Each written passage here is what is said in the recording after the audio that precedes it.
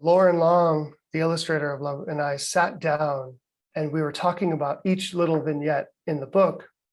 And when we got to this moment where the text sort of ended up being the boy under the piano, initially he told me, I was thinking of a Norman Rockwell moment where there's a death of a pet and they're sort of gathered around mourning the passing of a valued pet.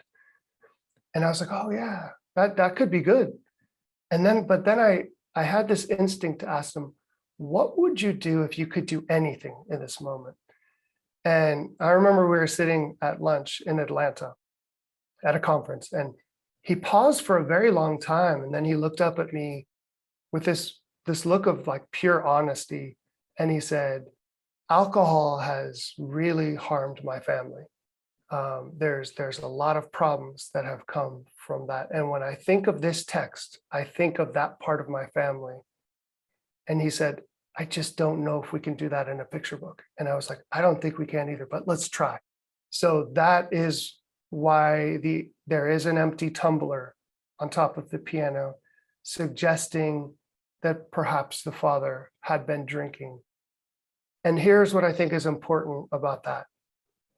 There are so many kids out there today who are under the metaphorical piano for the exact same reason. It might not be alcohol, but it might be some other version of that. And it's affecting the family.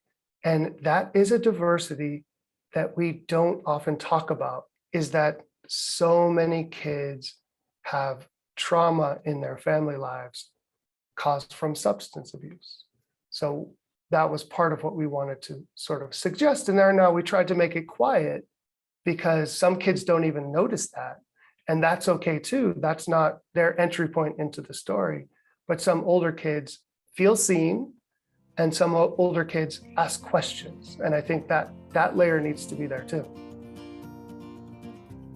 Special thanks to author Matt de la Peña, illustrator Loren Long, and publisher Penguin Random House for permission to use illustrations from Love.